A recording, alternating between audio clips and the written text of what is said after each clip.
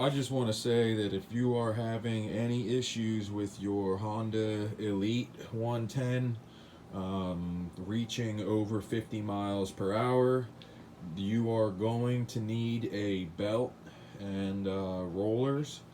If your bike has pretty much any amount of mileage on it below 10,000 or hasn't had a belt put on it.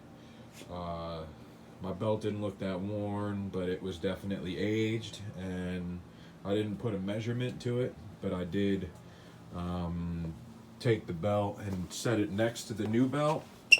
But after comparison, I could not see a difference as far as to the naked eye without any sort of tools. Right back to back, everything looked the same.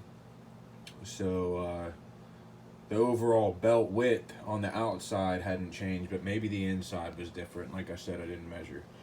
So if, like, once again, if your scooter doesn't go over 50 and you have one of these Honda Elite 110s, you have to change the belt and order a set of rollers. You spend $40 and it's like the best upgrade you could possibly do because it's maintenance. There it is.